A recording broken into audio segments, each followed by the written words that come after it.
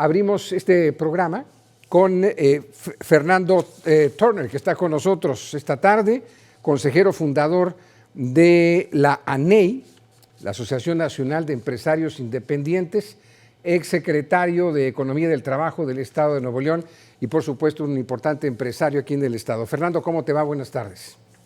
Hola Mario, buenas tardes, ¿cómo están? Saludos a todos. Fernando, gracias por atendernos. He estado siguiendo con detalle una muy interesante intercambio de opiniones en algunos de los chats de la Asociación Nacional de Empresarios Independientes a raíz de una publicación que el periódico El Norte hace en su primera plana el día de hoy y que leo tal cual su encabezado del día de hoy. Teme el Banco de México turbulencia en este año. Teme el Banco de México turbulencia en este año. Preocupa inflación, política fiscal y consumo interno, dice la subgobernadora. Y esto ha desatado una interesante discusión sobre este tema. Fernando, quería conocer tu opinión sobre si vienen tiempos tenebrosos económicos para el país. Bueno, no creo por lo que dice la subgobernadora, que por cierto pues es la más conservadora de la Junta de Gobierno según sus votaciones, ¿verdad? Yo creo que ella pues está persiguiendo al camión equivocado, según mi punto de vista. Está hablando exclusivamente de los riesgos que ella ve para que la inflación no se abata tan rápido como pudiera esperarse y lo atribuye, como es típico de las personas monetaristas muy conservadoras, ¿verdad?, al aumento de los salarios, entre otras cosas, a la entrada de remesas y al impacto de los programas sociales, ¿verdad? Es decir, al aumento en la demanda. Me parece ser que la subgobernadora pues quisiera que toda la gente no consumiera y viviera en la miseria, y probablemente así se abatiría la inflación. Creo que es un error conceptual, ¿verdad?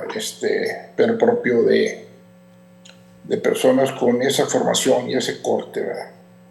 ¿Qué tanto peso le debemos dar al Banco de México cuando se dan este tipo de declaraciones, Fernando, y sobre todo cuando se tienen que tomar decisiones a nivel iniciativa privada, por ejemplo, en inversiones para este año?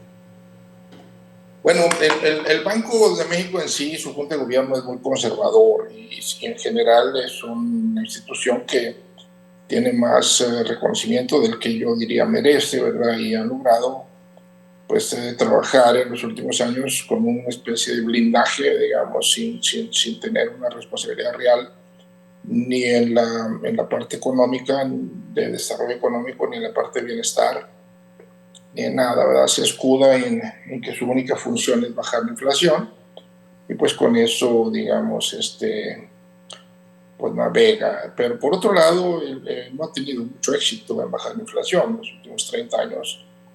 Pues yo creo que no le ha llegado a la meta de inflación probablemente ni en 5 de sus 30.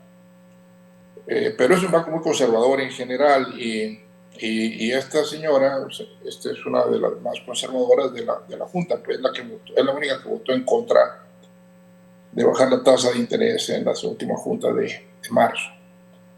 Entonces, creo, sin embargo, que el Banco de México es muy importante porque maneja una política monetaria que generalmente en México ha sido restrictiva, o sea, ha sido un país con muy poco financiamiento para hacer los sectores productivos y financiamiento muy caro.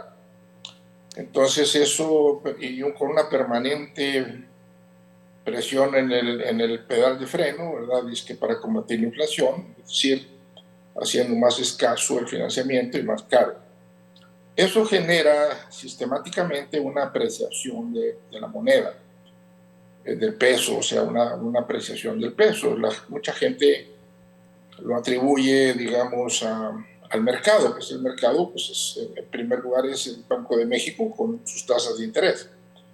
Si el Banco de México sube las tasas de interés, pues automáticamente entrará dinero golondrino a México y entrarán muchos dólares y bajará el dólar y subirá el peso. No tiene nada que ver en este caso, mucho que ver en este caso concreto, el gobierno federal o Andrés Manuel López Obrador, que mucha gente, fanáticos de de estos personajes pues le atribuyen eso como un gran éxito. Fernando, pero en la concepción general, y no los expertos de economía, y por eso platicamos contigo para entenderlo un poco más, cuando se habla del superpeso, que es tener un superpeso, eso es igual a un síntoma de una economía fuerte, sólida en el país. ¿Es correcto esto? No, no es correcto. No es correcto, puesto que pues, vemos como países como Japón, ¿verdad? En la misma época que el peso se ha revaluado 20%, el yen japonés se ha depreciado 40%, ¿verdad? O Corea, digamos que en ese tiempo el won coreano se ha depreciado un 25%.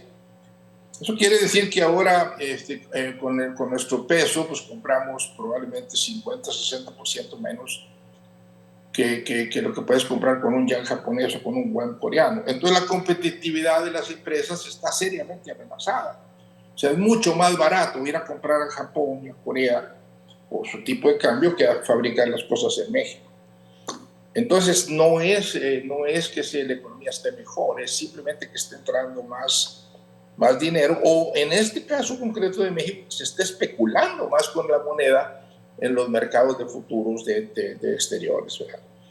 Pero no tiene ningún sustento, al contrario, el tipo de cambio debilita más al aparato productivo nacional, puesto que le hace más caro su financiamiento y le hace que sus exportaciones pues, sean más caras, ¿verdad? Estamos a unos meses del cambio de sexenio, Fernando, y lo que menos queremos son sorpresas de economías pescada de alfileres. Tú te recordarás también de esa frase y de esos momentos. ¿Qué tan cerca o lejos estamos de que el simple cambio de presidente se devele un panorama económico que no estemos viendo en realidad? Mira, nadie sabe, nadie sabemos, y la verdad es que las últimas 5 o 6 devaluaciones que hemos vivido traumáticas, pues estábamos todos un día antes hablando de los superpesos y de la estabilidad cambiaria y de la estabilidad financiera, y el otro día en la mañana amanecimos con devaluaciones. Entonces, lo que sí es muy delicado, ¿verdad?, es estar inflando un globo para que cualquier cosa lo desinfle y lo desinfle de golpe. Solamente lo que está inflado se desinfla, ¿verdad? Entonces, nadie sabe, nadie puede saber, pero sí nos estamos arriesgando a que suceda, y no necesariamente por temas internos, pueden ser temas externos. Simplemente los especuladores del mercado de Chicago pueden pensar que el Banco de México va a actuar de determinada manera, o que la situación del país es diferente, o que otro país representa mejores ventajas, y sacan el dinero y la moneda se desploma. Entonces, ese es el riesgo que nosotros vemos. Las últimas 5 devaluaciones, como te digo, pues todo el mundo hablaba del superpeso o de algo parecido, de la estabilidad cambiaria, de la fortaleza de la economía, de que ya las cosas no son como antes, y ¡pum!, de repente pasan. Entonces, creo que es imprudente estar aumentando los riesgos de una situación como esa. Como consejero fundador de la Asociación Nacional de Empresarios Independientes, ¿cuál es la visión que tienen ustedes justamente hacia el cierre de la administración de López Obrador y lo que deba ocurrir con la plataforma económica de la próxima presidenta o presidente? Nosotros pensamos que la economía mexicana no está tan mal como mucha gente opina, y que ha habido muchos errores, pero también ha habido aciertos, ¿verdad? Dentro de los aciertos, nosotros consideramos que es el aumento de los salarios. Para nosotros es un pecado social enorme de los políticos, de los economistas monetaristas neoliberales, el haber congelado los salarios, ¿verdad? Y además fue un error político gigantesco, ¿verdad?, pues que los hizo que perdieran el poder político, ¿verdad?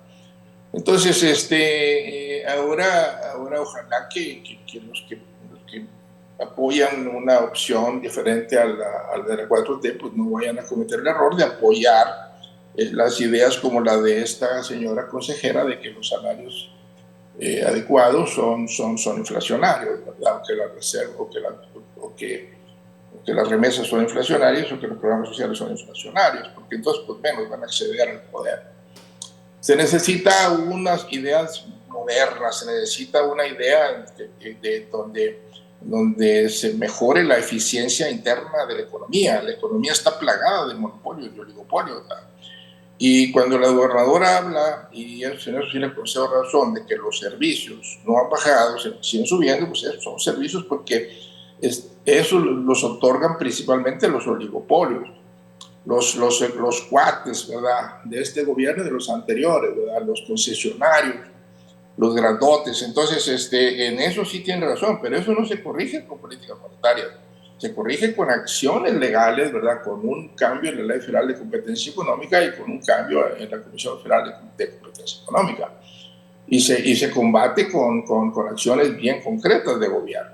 Porque los monopolios y los oligopolios les hacen lo que le diría Juárez, la restricción monetaria. Simplemente venden menos, pues cobran precios más altos.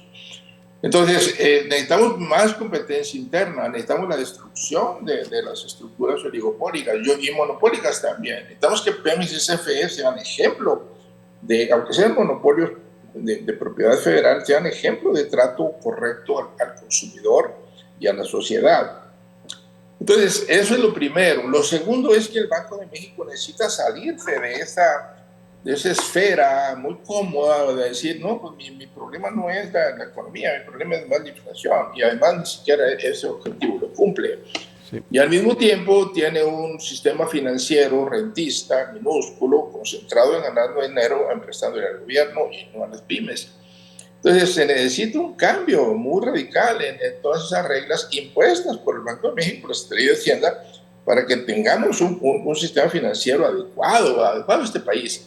Este país nunca va a ser próspero, nunca va a ser justo, nunca va a crecer si no tiene un sistema financiero adecuado a su tamaño, ¿verdad? Y eso implica que necesitas un cambio en las reglas. Necesita que el Banco de México, que es responsable del desarrollo de este sistema financiero, se haga cargo, ¿verdad? Y entonces nosotros queremos tres cosas. Uno, mayor competencia interna. Segundo, un sistema financiero eficiente. Y tercero, digamos, queremos un organismo que sea igual al del Small Business Administration de Estados Unidos, que se encargue de financiar adecuadamente a las pymes, de darles capacitación y asesoría y de darles una voz en la política pública, que no la tienen. Y ese es uno de los objetivos de ANEI, darles voz a las pequeñas y medianas empresas que no están agrupadas en los sectores oligopólicos. ¿Y ya tuvieron contacto ustedes con él o las aspirantes a la presidencia de México como ANEI, como Asociación de Empresarios Independientes, para platicarles todas estas inquietudes? Sí, y ya les entregamos la propuesta, ¿verdad? ¿Y cuál ha sido la reacción? En términos generales, te voy a decir que no le entienden. O aún hemos hablado con los expertos, ¿verdad? Y con ellas también, pero no le entienden, número uno. Número dos, tienen miedo de atacar los intereses creados, ¿verdad? Las empresas de los cuates, los grandotes. Tienen pánico de hablar o de pensar en hablar más del Banco de México.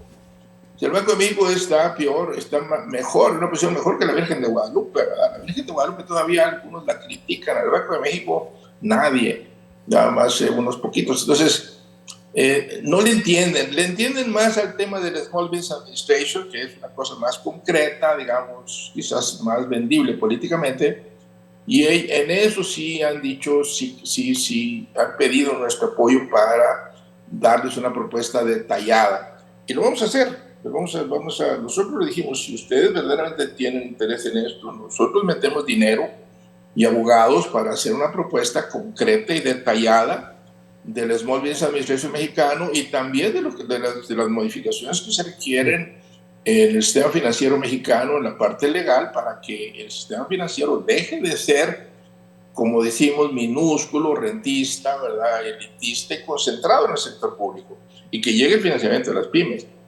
Eso, y también hemos ofrecido meter dinero para abogados internacionales que nos equiparen la Ley Federal de Competencia Económica, a la Ley Federal de Competencia Económica americana o a la europea. Fernando, y tiene que ser difícil y dura, porque aquí los oligopolios y los monopolios han subsistido un siglo y medio más que los oligopolios americanos. Fernando, finalmente, Comparado al arranque de la administración de Andrés Manuel López Obrador, nos vamos casi 6 años atrás, ¿se disiparon esos temores como empresarios que había ante un gobierno nuevo de Morena, de la Cuarta Transformación? No, no creo, porque los temores están más bien del lado, digamos, político, están del lado del autoritarismo, ¿verdad? Del centralismo, del gobierno de una sola persona. Y de las ocurrencias. O sea, al final de cuentas este gobierno no tiene un programa económico, ¿no? Todo depende de qué humor se levante el presidente, ¿no? Entonces, pero yo creo que los temores principales que subsisten, ¿verdad? Y son la falta de efectividad del gobierno, sobre todo en temas de inseguridad, de salud, ¿verdad? Y también el autoritarismo en esa idea de modificar el Poder Judicial. No se les tiene confianza a este gobierno, ni a uno parecido, para entrarle a la tarea de modificar el Poder Judicial. Y tampoco la gente, los empresarios piensan que votar a los jueces sea una solución, pues conociendo cómo se manejan las elecciones y las votaciones en este país, ¿verdad? Entonces, ese miedo subsiste, ¿verdad? Y es un ancla pues yo creo que tiene que cargar la candidata del partido del presidente. Fernando Turner, consejero fundador de la ANEI y exsecretario de Economía y del Trabajo. Nos vemos pronto por acá en el estudio para echarnos una platicada con detalle sobre estas inquietudes. Es muy importante la postura, la visión que tú tienes sin duda sobre la economía del país y sobre todos estos indicativos en la transición del gobierno federal. A tus órdenes, Mario. Mucho gusto en saludar y platicar con todos tus radioescuchas o teleescuchas ahora, o televidentes, como tienes ya por todas las plataformas. Gusto saludarte. Gracias, Fernando. Fernando Turner Ávila, gracias.